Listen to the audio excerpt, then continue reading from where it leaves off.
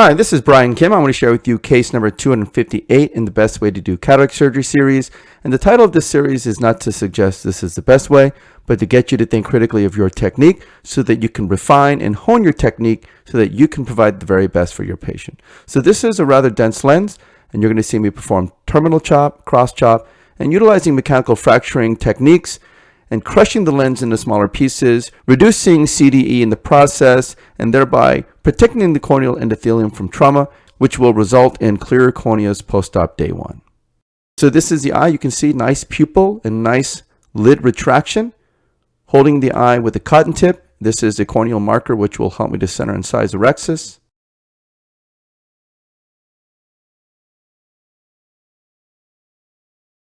This is my paracentesis incision. I make it first on the right side and then the left side, making sure I'm parallel to iris plane, which creates a nice corneal shelf, which will allow me to achieve a self-sealing incision.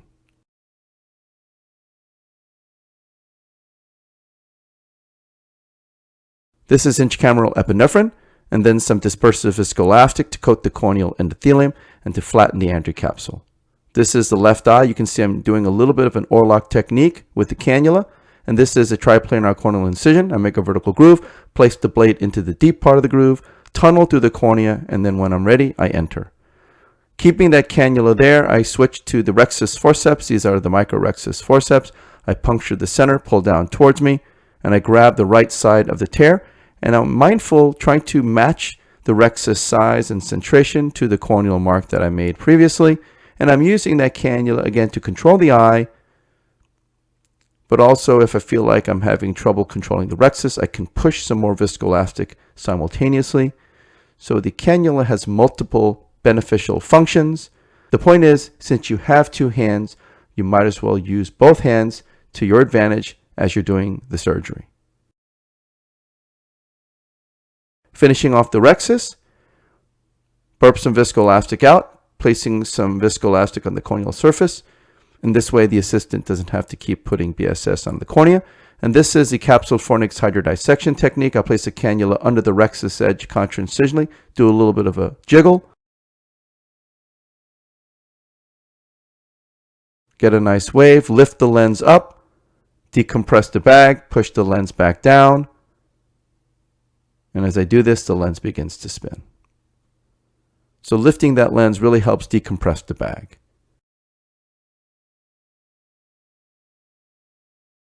Lifting the incision with a chopper, go in with irrigation off to minimize Descemet's trauma.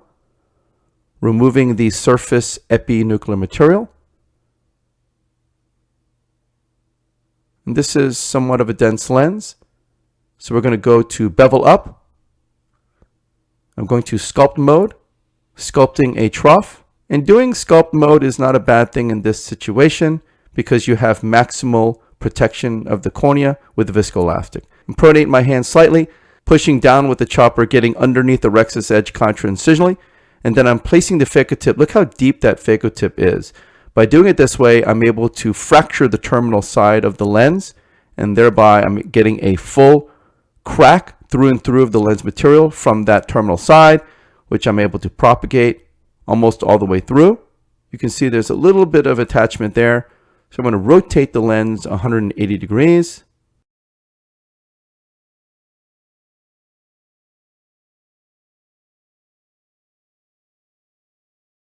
And then I'm going to perform another terminal chop, sliding the chopper under the rhexis edge contra-incisionally. The phaco tip is deep.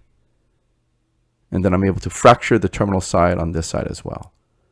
So the lens is fully bisected. I rotate and pronate my hand, making sure it's nice and horizontal.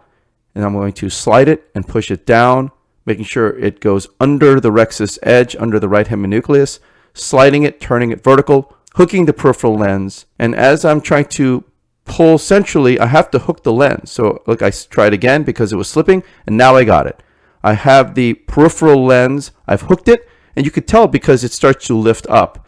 But you see the phaco tip is deep, and therefore I'm able to pull the chopper toward the phaco tip, and I'm able to bisect the lens against the phaco tip. Very efficient, and that is a cross-chop maneuver. Placing the chopper around that first quadrant, bringing it centrally toward the phaco tip, fracturing the lens against the phaco tip with another cross-chop maneuver, grabbing that first fragment with some vacuum, crushing it, and then emulsifying it.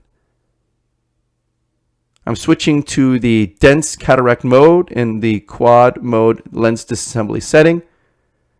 And then I go ahead and grab that rest of that first quadrant with some vacuum, crushing the lens with mechanical forces, and then emulsifying the lens pieces.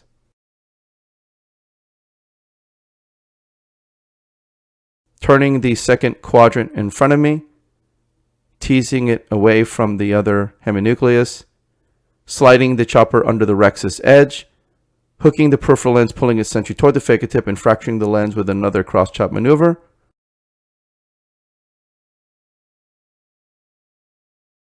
Sliding the chopper one more time, pulling it centrally toward the phaco tip, and fracturing the lens with another cross-chop maneuver.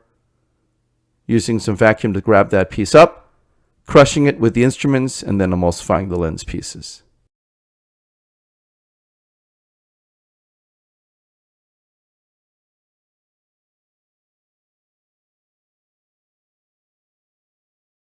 Hooking the peripheral lens once again with another cross-chop maneuver, and then crushing the lens in half. Using some vacuum to grab that fragment up, again crushing it with the instruments, and then emulsifying the lens piece.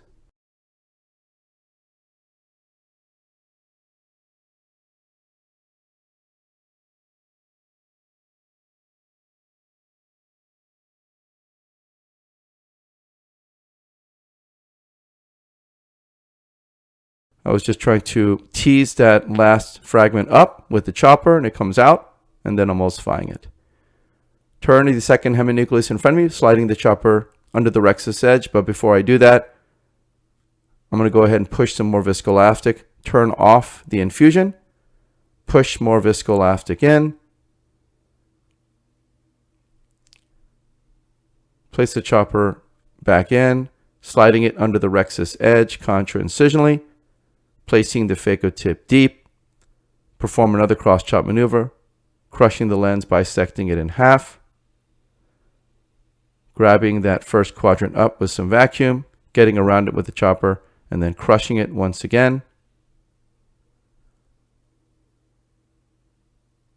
Eating up those pieces, grabbing that fragment up with some vacuum, crushing it once again with mechanical fracturing forces, and then emulsifying the lens pieces. Again, just taking my time and fracturing the lens, positioning the instruments in such a way that I'm flanking the lens and then crushing it with mechanical forces. Remember, when I'm disassembling the lens, I never employ ultrasonic energy or vacuum. You can see on the right column, those numbers don't move when I'm actually crushing the lens and dividing it. I'm only utilizing ultrasonic energy and vacuum when I'm ready to disassemble the lens. I do on some occasions use a little bit of vacuum to position the lens on the tip before I crush it, but I never use ultrasonic energy to grab lens pieces.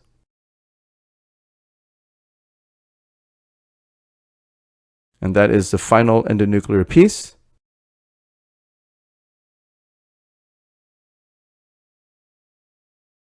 So I take the chopper out, push BSS in, take the phaco tip out, and I go in with the ironing handpiece, start sub-incisionally, peeling off. There's quite a bit of epinuclear material as well, but I start sub-incisionally, peeling the material from anterior to posterior.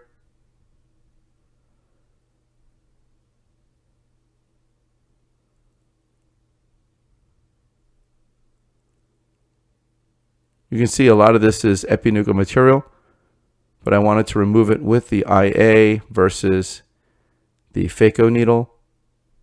With these dense lenses, I'm always cognizant and worrying about zonulopathy. Polishing under the rhexis edge, removing the lens epithelial cells. You can see that the bag is rather clean.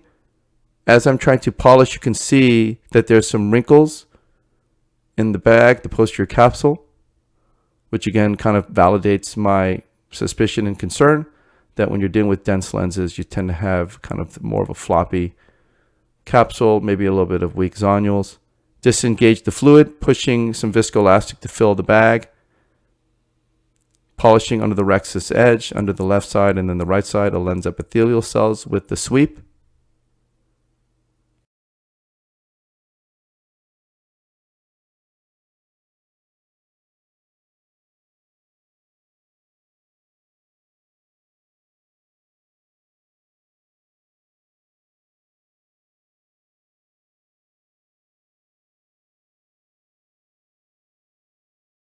And this is the LI61AO lens. I like to use the cannula to control the eye, push some more cohesive viscoelastic to fill the bag, make sure that the leading haptic goes into the bag.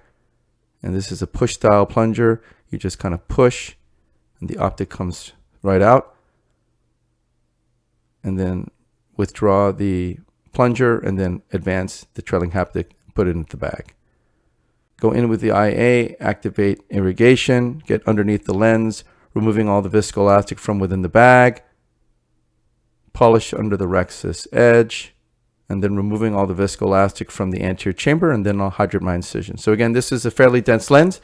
You saw I perform terminal chop, creating a central groove, and then placing the chopper around the lens contra-incisionally, placing the phaco tip deep within the groove, fracturing the terminal side of the lens, which allows you to propagate that crack all the way through and through, and this bypasses the posterior plate phenomenon. I rotated the lens 180 degrees and then performed terminal chop on the other side. And then I performed cross chop, which I was able to hook the peripheral lens, position the phaco tip deep, and I'm able to fracture the lens against the phaco tip. And performing this with successive maneuvers, disassembling and fracturing the lens into smaller pieces, leveraging mechanical fracturing in the process, utilizing less ultrasonic energy in the process, thereby getting claricorneas post-op day 1. Very efficient lens disassembly, and again, very well controlled since I'm minimizing vacuum in the process of disassembling the lens. I'm able to go after lens pieces and crush them with 2 instruments, crushing the lens and whatever angle I need to without worrying about rupturing the posterior capsule or doing anything inadvertent. And why is that? Because I'm not relying on that high flow fluidics or the ultrasonic energy to do any of those maneuvers. I'm utilizing my instruments, which again, in my hands, I have much more control. And then once I'm ready to emulsify, I leverage the technology of the phaco machine to eat up those pieces. And this patient did great. So I hope this is helpful to you. And I thank you for your attention.